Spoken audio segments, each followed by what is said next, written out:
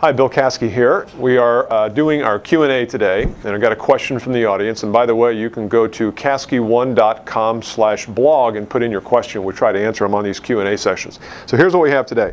How do I get at different levels inside the organization? In other words, how do I call higher? It is an issue that we see salespeople and sales organizations struggle with and have almost forever. And I think as the global marketplace changes and as you start to find people at different pockets of the organization make decisions, you better do a good job of making sure you're talking to everyone who's involved. So let's go here to the board and I'll tell you what I know about this problem.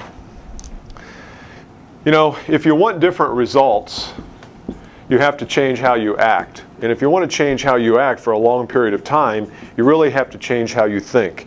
If you want to call higher, if that's your result that you want, you can't just go read a book and the book tells you, here's what to say, because everybody's doing the what to say. What you have to redo is how you think. And this has to do with rewiring your mind. So the question is, why is it in the prospect's best interest, not yours, but the prospect, to call high, wide, and deep inside the organization? So many times when a person calls us and they want coaching, we start with this and they can't really answer the question. What it gets down to is they want to call higher because they want to make the sale. They know that the high-level CEO, CFO person, C-level suite person is the one with the authority and the bank account, the checkbook. But that's not the purpose. The purpose of this is to rethink why it's in the prospect's best interest. And if you can come up with those 2 or 3 reasons, I'll give you one here in a minute. If you can come up with those 2 or 3 reasons, you're going to be able to explain it to the prospect. And now it's not going to be an arm wrestling match. Because what usually happens is you say, can I call on the CEO? The VP says, no, I handle that. You can't see her or him. And now you're in an arm wrestling match. I don't want to get in the arm wrestling match. I want to educate the prospect up front. So here's one reason that you might be able or might need to talk to other people.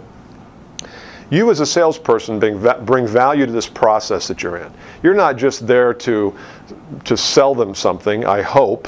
If you are there just to sell them something, you've got to read Same Game, New Rules, Selling from Strength, read all our stuff, because if you're going in with the full intent of selling them something, that's all you care about, you're going to be severely sub-optimizing your business. So I hope you're there to help them solve a problem.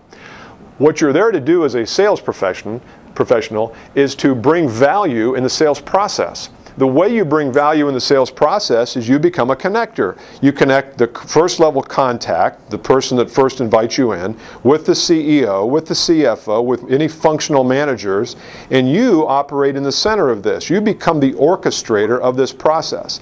And when you can start to see that you're the orchestrator and you're the one responsible for bringing all these people together, getting input and feedback and getting a dimensionalized view of the problem they have, you bring enormous value. So that's one tip today. We'll have more in future conversations. You can either go to samegamenewrules.com and buy the book if you want to know more about this, or go to caskey1.com/blog. All that information is on the screen after I get done. See you later.